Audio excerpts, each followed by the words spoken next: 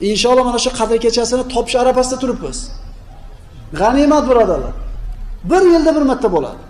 Rasululloh sollallohu alayhi vasallam Ramazon oyining 3-10 kunligida jub kechadan tog' kechada o'tadigan tunlarni istaylar dedi Rasululloh.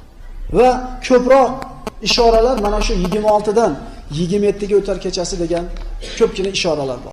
Birodarlar, qiyomul layl degani, tuni deganda biz mana shunday ko'zni charchab ketgan bo'lsa ham katta ochib o'tirishni tushunmaylik, o'zi qiylanayotgan bo'lsa ham. Hayoli 7 bozorga ketib qolgan bo'lsa ham namozni tushunib tushunmaylik. Agar yuragimizdan bir marta xolis Alloh uchun chin yurakdan subhanalloh bir marta aytsa shu ham tunay bo'ladi. Xufton namozdan keyin 2 rakat namoz o'qib uxlab olsak ham tunay bo'ladi. Albatta ertamaga o'tirish deb turib bizda tunay deganda deydi odamlar. Chunki tunay deganda bir noto'g'ri tushunchalarimiz bo'lib qolgan. Yarim kechaga borganda 12 dami, 1 dami, 1 soat, yarim soat uxlab olishlik tunayni yo'q qilib qo'ymaydi birodar. Hayoli bu yoqda bo'lib turib, bunaqa tasbih aytgandan keyin birodarlar yarim soat damini olib, yana bir xushyor turib tasbih tahlilda bo'lgani to'g'riroq bo'ladi.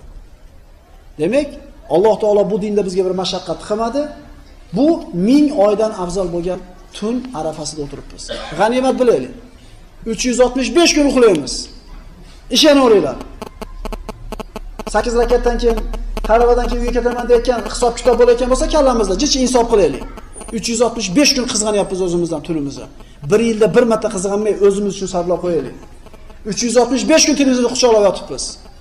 Birar kun shu televizorda talag'ini berib, birar kun Alloh uchun bir qoyim bo'laylik. Avvalgi ummatlarda umrlari uzoqligini Rasululloh sollallohu alayhi vasallam bilgandan keyin Parvardigorim, meni ummatimni umrlari qisqa ekan. Ularni ibodat qilishlikka, savob orttirishlikka bo'lgan muddati qisqa deganda Alloh taolo mana shu qadr kechasini siz bilan bizga fazilat qilib berdi. 1000 yil yashagan odam birodar 1000 yil gunoh ham qilishlikka xavf bo'ladi.